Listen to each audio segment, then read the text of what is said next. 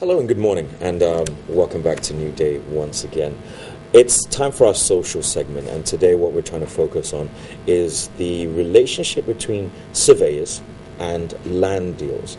With me in the studio this morning, I have Mr. Kofi Aku-Lawson from the Greater Accra Regional Director of Surveyors, and Timothy Inyidaho, Senior Land Officer, Public and Vested Land Management Division of the Lands Commission. Good morning to you both. Good morning. How are you?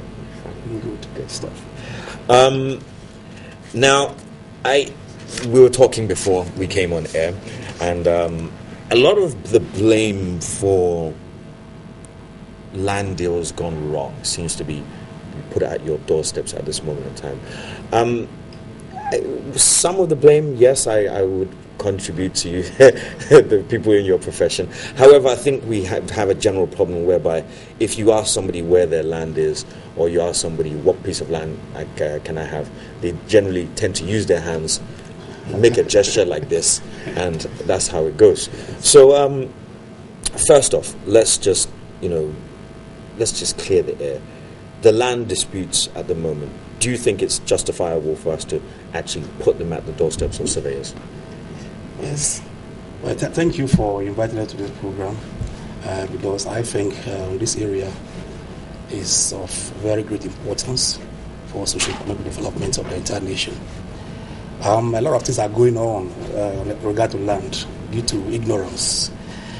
First of all, we need to identify various issues that we're going to discuss with regard to the role of surveyor. When it comes to surveying and entire development of the land, there's a need to identify all the various professionals who play key roles before we have a structure on the ground. Mm-hmm. There's a saying that when you fail to plan, then you what? Plan to what? Fail. Yeah. There can't be any meaningful development without plan. And there can't be any meaningful plan without a surveyor. The surveyor is supposed to give maybe information to a planner.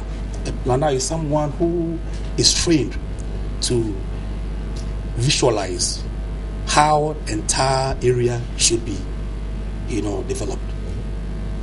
And he needs the input of a surveyor before he can proceed. Yes. That is, you need to have an idea about the topography, whether the area is hilly or there are rivers, streams, valley, etc., etc., or the area is marshy, etc., etc.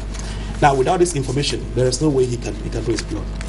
So the surveyor is supposed to provide what we call a base map before the planner proceeds with his work. Sure. And after the planner designs the entire planning scheme of the area, it needs to be approved. And that is called approved layout. Mm-hmm. But don't forget, a plan is more or less just a vision of how the entire area should look like. But transforming the vision to reality is a different ball game altogether. Yes. And that is where the surveyor comes in. Okay. Without a trained, qualified surveyor, that transformation from vision to reality is impossible. Do you want to add anything to that? Yes, I believe the challenges we are having in the land administration in this country stems from a number of factors. We have ownership structures that are dual. We have state, we have private, we have stool, that's one. Two, as he said, surveying has gone through various stages over the years, and the more accurate plans we begin to produce, vis-a-vis the past where surveying was less accurate, is causing some little bit of challenge. Thirdly, as he said, if you cannot identify the right professionals to deal with, as you said, you cannot just go and throw your hand and say you are selling land, and that becomes a plan. If you identify, as he said, the plans are done right, the surveyor's input is there, the instrument is drafted well by the lawyer, the registration process is done well by the public agency, all these problems you are seeing will be reduced. Okay. So in regards to a hypothetical land deal, I say I'm going to buy some land today and create a castle for myself. What would be the role of a surveyor in that deal? First of all, the surveyor would want to know whether there's a planning scheme for the area. Okay. because he can just go there and start demarcating the area, except there's a plan. Right. So he must lay hands on the approved layout of the area. Okay. And then once he lays hands on the approved layout, then it is a duty of the one who is disposing of the land to identify the exact area to be transformed onto the ground. Right. Now, once that is done, the surveyor is supposed to use his sophisticated equipment, not just the eye or just walk or just with a tape and a compass, but he needs very sophisticated gadgets to transfer every point accurately onto the ground. Now, when that is done, the area needs to be what? Pillared. All right? Ensure the points are fixed and surveyed. Okay. Out of that, we have what we call a plan. So the plan is basically an area showing the boundaries that you are interested in. I say interested in, doesn't mean it belongs to you. That's right. You are interested in, that means you are now beginning to initiate the process of making that land yours. Yeah. Okay.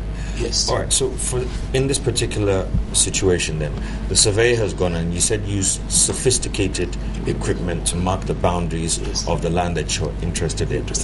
If that's the case, then how can we have situations whereby other lands are encroached on? Yes. Like I said at the beginning, when it comes to issues of land, there are various professionals who are involved. Yeah. We have the planner, we have the surveyor, we have the architect, we have the quantity surveyor, the structural engineer, the civil engineer. Each of these professionals have a role to play. Their activities begin from somewhere and end somewhere. Yes. And sometimes because they are all interrelated, right? The layman on the ground doesn't know sometimes the differences. You may have a situation where somebody is asked to maybe design an area in terms of layout. Yeah. After designing, all right, the next stage is that the planner ought to give that plot or the layout to a qualified surveyor to transform his vision to reality. Yeah. But we have cases where people are more interested in, some games. Yeah. And instead of giving that area to the qualified professional, he goes ahead. Right. To link up with the owner of the land, Right. pose as somebody who has knowledge with regard to surveying. Yeah. And that's where the confusion begins. So basically, it's in people trying to take shortcuts. Certainly. Yeah, that we have these issues And, whereby. and the person poses as a surveyor, Right. when actually he does not have a formal training in surveying. Right. That is why, as a profession, we have people what we call licensed surveyors. These are a list of people who are actually licensed and supervised. And their licenses are renewed every year. All right. These are the people who are supposed to actually carry out such activities. But unfortunately, we have what we call quacks who have entered the system, who eventually mislead people. And once that begins, there's a saying that once the foundation is destroyed, all right, it affects every other one aspect. For example, if you have 1,000 plots in an area, and only one is wrongly located, it affects the entire plan of the area. And this is exactly what is going on, and it's a major point of concern for us. And we wish to use this platform to educate the public, to become more interested, to identify those we are dealing with. Are you dealing with a professional surveyor, qualified surveyor, or we are dealing with somebody who's also a trained professional, but trained in a different field? But not quite a surveyor. Not a surveyor. Yeah. He's an expert in his field. He's maybe a town planner, or a civil engineer, or a valuer, or something. So would you say that's the main challenge that you're going through as surveyors? Yeah, that's one of the main challenges. Also, we have people believing the person who's selling to them, right, rather than doing the checks that must be done. So the same thing again, taking shortcuts. As he says, if he has the plan for you, before you even go in to say you want to buy this, the estate agencies, the lands commission is all over the country. You do a search to confirm the ownership of the person who intends to transfer to you. Often the assumption is that once the plan is done for me, and the document is prepared and the plan is affixed, it's mine.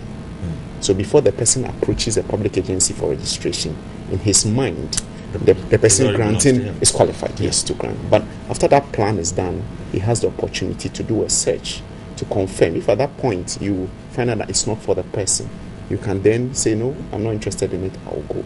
Sometimes you are finding an instance, especially in Accra, where there's a pressure on land, where government has acquired tracts of land and then have not yet undertaken what they want to do with it. So he goes, he checks, they said, oh, it's government land. Then the person uses his mouth to tell you, oh, the government has released it to me. Government doesn't release land based on negotiations and just with the mouth. That's right. It's an amendment of an instrument. It will reflect in the public records. That's right. And therefore, it's important that people stop believing. Even I work with Land Commission. If you come to me today and I say, oh, this is done, I'm not the representative of the law. Yeah. Do a search, find it signed, know what it is before you continue. Yes. Okay, so really and truly, so what we're trying to say is basically that most of the issues revolving around some of the land disputes and the rest is because people are trying to cut out the middleman. They're trying to make it as cheap as possible to acquire land. Yes. And they're taking the seller's word for it rather than actually doing proper searches with the correct documentation. Yes. And for instance, if you have a plan showing, say, site plan for somebody, it doesn't mean the land belongs to the person. It simply means the person has an interest in the area. Right. A plan, if it's not attached to a document or instrument, and that instrument registered, we can say that the land belongs to the person. Right. The only time when it becomes a person's property is when it is what? It enters the register of the state, showing that the land belongs to the person. Yeah. So, but unfortunately, most of the time people use site plans to show that they are the owners of the land. Yes. Yeah. And anybody can prepare a site plan. A site plan will be prepared just as a way of making a search or go to court or to initiate the process of registration. Yeah. So that there are various reasons why a plan may be prepared. But the plan itself doesn't confirm ownership. Right. And that's the point that I think many of us do understand. Okay. Do we have a map of the entire landmass of Ghana as yet? Yes, we have maps of the entire nation, but then maps are in various categories. We have small scale, large scale, and there are various uses. And so the use will determine the type of map that you're going for. Okay. Yeah. So it depends on the type of what. And these type of maps, they're easily accessible to surveyors. They can get all this information easily if they need it. Yes. Yeah, they are available. They are available. You know, when you get to map sales, survey a mapping division, and ask of a particular type of map, they'll pull it out, and then you go through, and at the end of the day, identify exactly which you are looking for. Okay. All right. Now, another hypothetical situation, because I want to clear the air and make sure that people out there are doing the right thing when it comes to land acquisition. Now, at the point where I want to hire a qualified surveyor, like we're saying, there are people out there who are quacks, there are people out there who are posing as surveyors but may not have a qualification. What is it I should be looking for? What kind of qualification or accreditation should I be looking for to know that this person is genuine and can do the job that he's required to do? Yes. If you want to know a qualified surveyor, we have a list of people that we publish every year. Okay. In the dailies. I think a few days ago, the publication came up. These are called licensed surveyors, and they are in the private profession.